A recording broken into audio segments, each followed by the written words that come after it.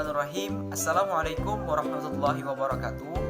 Alhamdulillahirabbil alamin. Assalatu wassalamu ala asrofil anbiya'i wal mursalin sayyidina wa maulana Muhammadin wa ala alihi wa sahbihi ajma'in. Amma ba'du. Perkenalkan, nama saya Fikri Maulana Alamsyah. Saya dari program studi Ilmu Al-Quran dan Tafsir Lokal 20B, Fakultas Usuluddin dan Humaniora Universitas Islam Negeri Antasari Banjarmasin. Nah, video ini dibuat bertujuan untuk memenuhi maupun menyelesaikan tugas middle test pada mata kuliah Bahasa Indonesia, yaitu oleh dosen pengampu Ibu Fitriani SPD, STHI MPD. Nah, adapun pokok pembahasan kita dalam video ini meliputi dua hal. Yang pertama yaitu penulisan ejaan bahasa Indonesia yang baik dan benar berdasarkan UEBI, dan yang kedua yaitu jenis-jenis paragraf.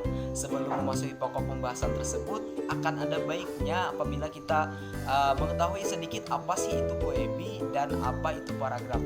Nah, UEBI sendiri merupakan kependekan dari Pedoman Umum Ejaan Bahasa Indonesia, yang mana UEBI ini adalah revisi yang ketujuh dari pedoman-pedoman ejaan bahasa Indonesia sebelumnya, yang mana UEBI sendiri ditetapkan berdasarkan keputusan pemerintah nomor 50 tahun 2015. Nah, kemudian ada paragraf. Apa sih itu paragraf? Paragraf merupakan suatu rangkaian kalimat yang mana di dalamnya terdapat ide pokok, gagasan utama, dan mengandung topik. Nah, jadi karena kita sudah mengetahui apa itu poebi dan paragraf, mari kita saya akan sedikit menjelaskan mengenai kesalahan-kesalahan yang terjadi, kesalahan penulisan kata yang terjadi di ruang publik.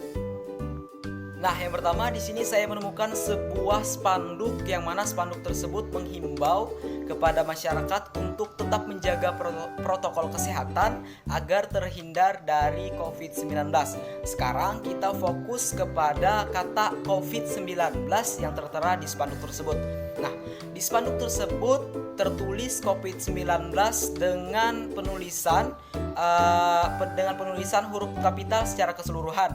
Nah, COVID-19 sendiri merupakan kependekan dari coronavirus disease yang disingkat menjadi COVID-19, yang mana COVID-19 berarti termasuk ke dalam gabungan suku kata yang menunjukkan kata diri. Nah, kalau kita berpedoman kepada UEBI, terdapat sebuah aturan yang mana apabila terdapat gabungan kata yang menunjukkan nama diri maupun berupa gabungan huruf dengan suku kata, penulisan yang tepat adalah huruf awal sebagai kapital diikuti dengan huruf-huruf berikutnya hanya dengan huruf kecil. Nah, jadi mungkin kita sudah melihat kesalahannya, yang mana kalau kita berpedoman kepada UEBI, penulisan COVID-19 yang benar sebenarnya adalah COVID dengan hanya huruf C sebagai huruf kapital, dengan diikuti dengan huruf O, V, I, D dengan huruf kecil biasa, seperti itu kalau kita berpedoman kepada UEBI. Dan yang kedua, di sini saya menemukan sebuah spanduk yang mana himbauan dari Badan Pengawas Pemilu yang biasanya disingkat menjadi Bawaslu kepada masyarakat agar menghindari adanya kecurangan maupun melaporkan apabila terjadi kecurangan dengan disertai bukti tentunya. Nah, jadi di sini kita fokus kepada kata Bawaslu yang merupakan kependekan dari Badan Pengawas Pemilu. Sama halnya dengan COVID, Bawaslu juga merupakan penggabungan suku kata yang menunjukkan nama diri. Jadi dapat disimpulkan apabila kita berpedoman kepada UEBI, penulisan Bawaslu yang tepat yaitu dengan huruf awal sebagai kapital, karena di dalam UEBI tadi terdapat aturan apabila terdapat akronim yang menunjukkan nama diri berupa gabungan huruf dan suku kata seperti itu, penulisan yang tepat adalah huruf kapital di awal kalimat. Nah, jadi seperti itu. Jadi dapat disimpulkan bahwasanya penulisan kata Bawaslu yang tepat adalah huruf B sebagai huruf awal kalimat, yaitu berupa huruf kapital, dan diikuti dengan huruf-huruf berikutnya yaitu hanya dengan huruf-huruf kecil. Jadi terbukti jadi kita dapat melihat kesalahan di dalam spanduk tersebut, yang mana di dalam spanduk tersebut tertera kata Bawaslu dengan huruf kapital secara keseluruhan. Jadi penulisan Bawaslu yang tepat hanya huruf B sebagai awal kalimat, yaitu berupa huruf kapital diikuti dengan huruf berikutnya hanya dengan huruf kecil. Dan yang selanjutnya yaitu yang ketiga, di sini saya juga menemukan sebuah spanduk yang mana spanduk tersebut juga menghimbau kepada masyarakat untuk menjalankan pemilihan kepala daerah Kalimantan Tengah tahun 2020 ini tentunya dengan aman, damai dan mengikuti protokol kesehatan. Nah, jadi di sini kita fokus kepada di situ tertera kata Pilkada Kalteng. Nah, sebenarnya dalam kata Pilkada Kalteng tersebut ada dua kesalahan. Yang pertama nih dari pilkada. Pilkada merupakan kependekan dari pemilihan kepala daerah, yang mana hal tersebut bukan kata tersebut tidak menunjukkan kata diri, tidak menunjukkan nama diri maksud saya, yang mana kalau berdasarkan PUEBI terdapat juga aturan yang mana apabila penggabungan kata ataupun penggabungan huruf dengan suku kata yang tidak menunjukkan nama diri, penulisannya adalah tidak ada huruf kapital pada kata tersebut. Jadi dapat disimpulkan bahwasanya pilkada di situ mengalami kesalahan, ejaan mengalami kesalahan dalam pengejaannya maupun dalam penulisannya. Jadi pilkada yang tepat itu penulisannya adalah pilkada dengan keseluruhan itu huruf hanya dengan huruf kecil, tidak ada huruf kapital di dalamnya. Dan yang kemudian yang kedua adalah Kalteng. Nah, sama halnya dengan penjelasan saya sebelumnya yaitu mengenai COVID dan Bawaslu, Kalteng merupakan termasuk penggabungan suku kata yang menunjukkan kata diri yaitu Kalimantan Tengah. Nah, yang mana Kalteng ini kalau kita berdasarkan PUEBI, kalau kita berpedoman kepada PUEBI, penulisan yang tepat yaitu Kalteng dengan huruf K sebagai huruf awal kalimat dengan huruf kapital, diikuti dengan huruf-huruf berikutnya hanya dengan huruf kecil, seperti itu. Baiklah, sekarang kita akan sedikit bergeser pembahasan kita, yang mana tadi saya membahas masalah akronim atau penggabungan kata. Sekarang kita akan membahas penggunaan kata di. Kata di ini memiliki dua fungsi, yang mana kata di sebagai kata depan dan kata di digunakan sebagai kata imbuhan. Nah, kata di sebagai kata depan ini simpelnya digunakan misalkan untuk menunjukkan tempat, misalkan tempat melakukan aktivitas, tempat keberadaan dan lain sebagainya yang menunjukkan kata tempat. Sebagai contoh nih, saya tinggal di Jakarta. Nah, karena Jakarta merupakan sebuah tempat, jadi kata di dengan Jakarta ini dipisah atau berisi spasi seperti itu. Dan yang kemudian yang kedua yaitu kata di digunakan sebagai kata imbuhan. Simpelnya kata di yang digunakan sebagai kata imbuhan ini apabila kata di tersebut disertai dengan kata kerja. Sebagai contoh, adik sedang dikejar anjing misalkan. Karena kejar itu merupakan sebuah kata kerja atau mungkin kata kerja yang sudah merupakan sebuah kata kerja seperti itu. Jadi di kata di dengan kejar itu tidak lagi memiliki spasi, langsung saja disambung dikejar. Mungkin sudah jelas ya antara kata di sebagai kata depan dan kata di sebagai kata imbuhan. Sekarang kita akan membahas penggunaan kata di yang tertera pada gambar, yaitu dijual dan di samping. Nah, untuk kata dijual saya tidak akan membahas hal itu karena di situ sudah benar saja penggunaannya, karena dijual merupakan penggunaan kata di sebagai kata imbuhan. Jadi benar saja itu disambung. Yang kita permasalahkan adalah di situ kata di samping jembatan. Nah, penggunaan kata di samping di sini sebenarnya kata di tersebut berguna sebagai kata depan. Karena apa? Karena kata yang menyertai setelah kata di tersebut merupakan kata yang bisa dikatakan sebagai kata tempat, yaitu di samping kan. Nah, jadi penulisan yang benar yaitu adalah di samping. Jadi terdapat spasi antara kata di dengan samping karena kata di sini berfungsi sebagai kata depan seperti itu. Dan gambar selanjutnya yaitu ada juga terdapat dua penggunaan kata di gambar tersebut, yaitu dibolehkan dan di depan, sama halnya pada gambar sebelumnya, yang mana dibolehkan di situ juga tidak mengalami masalah karena kata dibolehkan tersebut termasuk penggunaan kata di sebagai kata imbuhan. Kembali kita permasalahkan adalah di depan. Nah, sama halnya seperti pada gambar sebelumnya, yaitu di samping, di depan juga termasuk kata penggunaan kata di sebagai kata depan. Jadi, kata di depan di sini sebenarnya antara kata di dengan depan harus dipisah karena depan merupakan menunjukkan kata tempat yang berarti di sini berfungsi sebagai kata depan. Jadi seperti itu. Penulisan yang tepat adalah di spasi depan, seperti itu.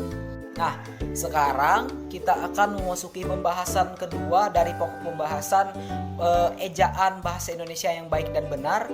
Di sini kita akan membahas kesalahan penulisan unsur kata serapan. Nah, perlu diketahui juga kata serapan merupakan kata yang diadopsi ke dalam bahasa Indonesia ataupun kata yang berasal dari bahasa lain yang kemudian dijadikan sebagai bahasa baku di dalam bahasa Indonesia. Nah, yang pertama di sini saya menemukan sebuah kesalahan pada penulisan kata unsur serapan, yang mana di situ terdapat di gambar ada penulisan kata cafe. Nah, cafe ini berasal dari bahasa Prancis yaitu cafe atau penulisannya CAFE yang berarti kopi. Nah, kemudian kata ini diadopsi ke dalam bahasa Indonesia menjadi kafe.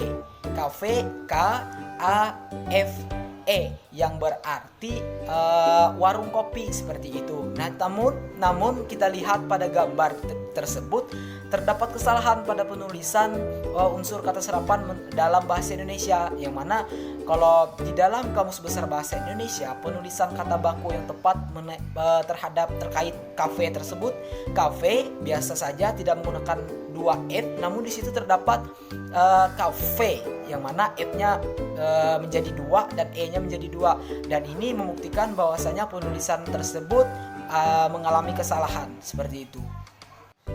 Dan yang selanjutnya saya juga menemukan sebuah kesalahan pada penulisan kata unsur serapan yaitu galeri, yang saya rasa juga hampir semua kata galeri itu penulisannya salah. Galeri di sini kalau menurut Kamus Besar Bahasa Indonesia kata bakunya adalah galeri, penulisannya biasa saja GALERI. Namun di situ terdapat di gambar penulisannya adalah galeri menggunakan Y sebagai pengganti huruf I. Nah, galeri ini diserap ataupun diadopsi bahasa Indonesia dari bahasa Yunani yaitu aleri, yang kemudian aleri ini juga diserap dari bahasa Latin yaitu galeria yang berarti gedung seni.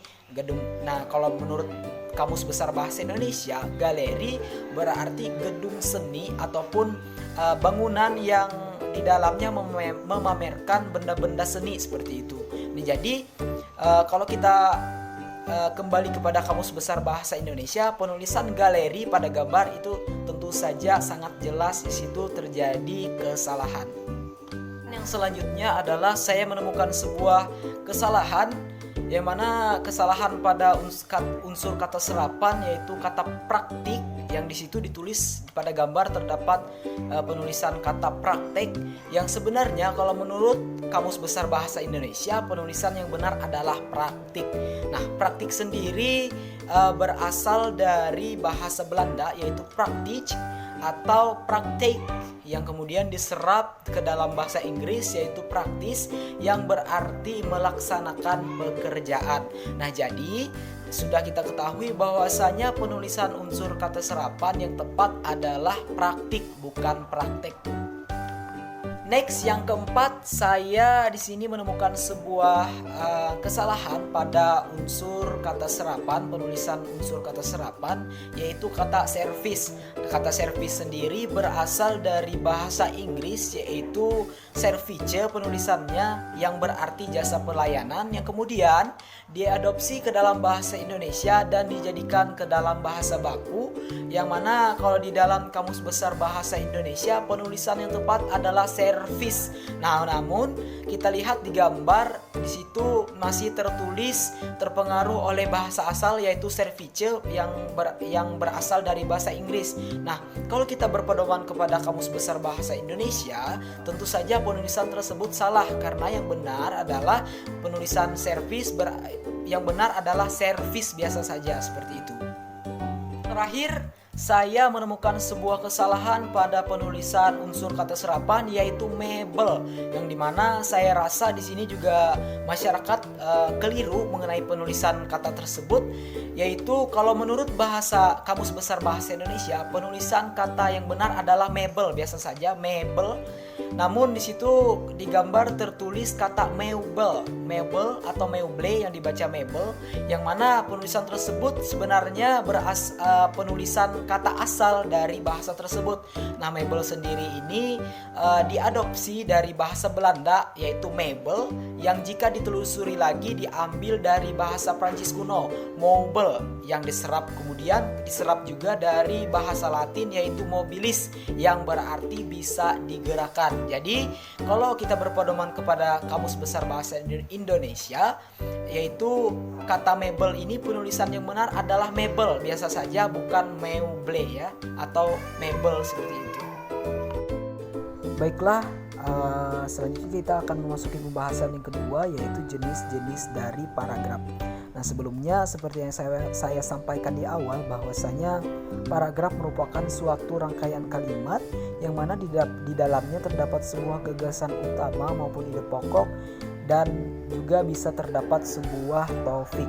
Dan paragraf sendiri terbagi menjadi dua, yaitu paragraf berdasarkan tata letaknya. Jenis-jenisnya seperti paragraf induktif, paragraf deduktif, dan paragraf campuran. Dan yang kedua, paragraf berdasarkan tujuannya, yang mana di sini saya akan menjelaskan jenis-jenis dari paragraf tersebut. Yang pertama ada paragraf narasi. Paragraf narasi sendiri dikenal sebagai sebuah cerita, yang mana pada paragraf ini terdapat peristiwa atau kejadian dalam satu urutan waktu. Di dalam kejadian itu ada pula tokoh yang menghadapi suatu konflik. Ketiga unsur berupa kejadian, tokoh, dan konflik merupakan unsur pokok sebuah narasi. Jika ketiga unsur itu bersatu, ketiga unsur itu disebut plot atau alur. Jadi, dari pernyataan tersebut dapat disimpulkan bahwa paragraf narasi adalah sebuah cerita yang dipaparkan berdasarkan plot atau alur. Selanjutnya adalah ciri-ciri dari paragraf narasi. Yang pertama yaitu berupa cerita tentang peristiwa atau pengalaman si penulis. Yang kedua, kejadian atau peristiwa yang disampaikan berupa peristiwa yang benar-benar terjadi atau fakta. Dan bisa pula berupa peristiwa yang semata-mata berdasarkan imajinasi atau opini. Jadi paragraf narasi tidak mengharuskan cerita tersebut berdasarkan fakta, namun bisa juga berdasarkan dari imajinasi atau opini. Yang ketiga, berdasarkan konfiks. Maksudnya adalah konflik di sini yaitu sebuah imbuhan yang mana terdapat di awal maupun akhir dari suatu kata. Yang keempat, memiliki nilai estetika. Estetika yaitu keindahan yang mana dimaksudkan untuk menarik perhatian dari si pembaca. Yang kelima, ada menekankan susunan secara kronologis. Nah, di sini maksudnya adalah cerita yang disampaikan pada paragraf narasi itu memiliki cerita yang detail, susunan peristiwanya seperti itu. Kemudian contoh dari narasi bisa dilihat pada gambar, yaitu seorang istri sangat kesal karena kehilangan kalung tasbih istimewanya. Dengan rasa hormat, ia bertanya kepada suaminya apakah suaminya telah menyembunyikan kalung itu. Karena sangat kesalnya, bukan kesal kepada suaminya, tetapi kepada pencuri kalung tasbih itu. Ia mengeluarkan kutukan supaya si pencuri itu celaka. Setelah mengeluarkan kutukan, ternyata suaminya mengakui telah mengambil tasbih itu. Nah, yang selanjutnya yaitu paragraf eksposisi. Pengertian paragraf eksposisi sendiri adalah uraian atau penjelasan tentang suatu topik dengan tujuan memberi informasi atau pengetahuan tambahan bagi si pembaca. Nah, jadi paragraf eksposisi ini yang pertama adalah bertujuan untuk memberikan informasi kepada si pembaca. Caranya dengan memberikan atau melengkapi dengan grafik, gambar atau statistik. Kemudian ciri-ciri eksposisi memiliki beberapa ciri. Yang pertama adalah menjelaskan informasi, yang kedua berdasarkan fakta, yang ketiga tidak memaksakan kehendak, yang keempat menunjukkan analisis atau penafsiran terhadap fakta, yang mana tadi bisa dilengkapi dengan grafik, gambar atau statistik. Yang kelima menunjukkan sebuah peristiwa atau proses suatu kerja. Kemudian contoh paragraf eksposisi yaitu teknik menangkap bola dapat dilakukan dengan langkah-langkah berikut. Pertama, posisi menghadap ke arah sasaran atau bola. Yang kedua, posisi kedua tangan dijulurkan lurus ke depan. Yang ketiga, posisi badan agak condong ke depan. Keempat, posisi kaki agak sedikit dibuka.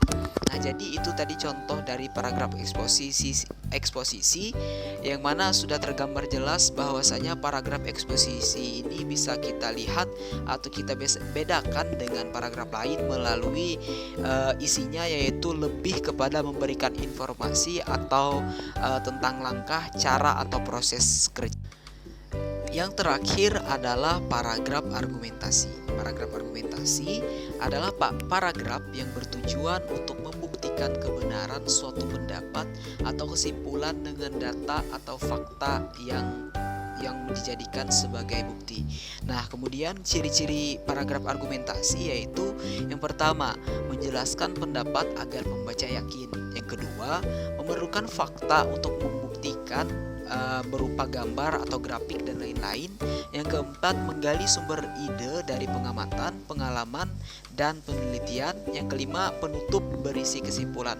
Sebagai contoh, yaitu telepon genggam sudah banyak dimiliki masyarakat, bahkan dalam sebuah keluarga. Hampir semua anggota keluarga memilikinya.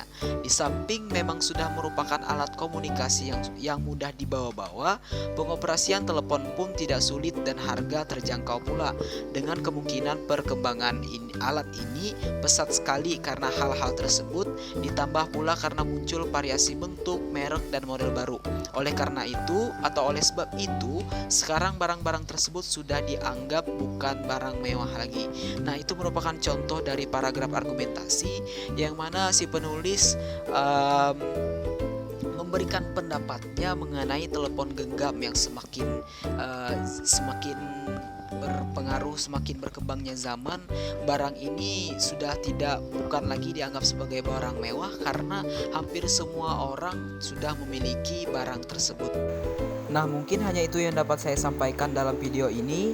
Kurang dan lebihnya saya mohon maaf. Saya Fikri Maulana Alamsyah. Assalamualaikum warahmatullahi wabarakatuh. Terima kasih.